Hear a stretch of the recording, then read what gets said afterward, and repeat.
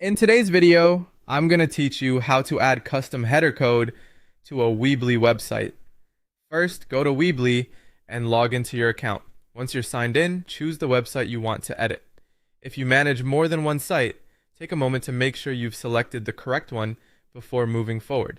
After that, click Edit Site to open the Weebly website editor. When the editor loads, look to the top menu and click Settings. This is where Weebly stores important site-wide options. From the menu on the left-hand side, select SEO. Even though this section is labeled SEO, it also includes the area where you can place custom code that needs to load in your site's header. Now scroll down until you find the header code section.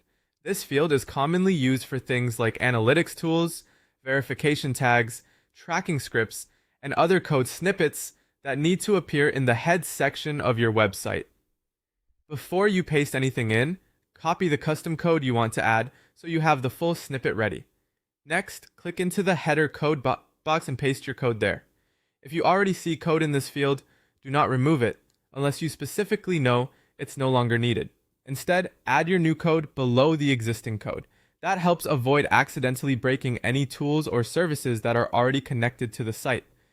Once the code is in place, double check that everything is complete and correctly formatted. This is especially important with custom code because even a small missing character can stop it from working properly.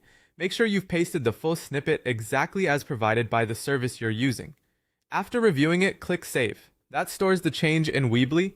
Then return to your website editor and click Publish. This step is essential because the code won't become active on your live website until the site has been published. When publishing is complete, open your website in a new browser tab. From there, test the feature or service connected to the code to confirm that it's working as expected. For example, if the code was meant to verify a service or enable tracking, this is the moment to confirm it has been detected properly. If the code doesn't work, go back and review the instructions from the service that provided it. Make sure the code was intended to be placed in the site header, since some services provide scripts that belong in a different location. With that, you now know how to add custom header code to a Weebly website.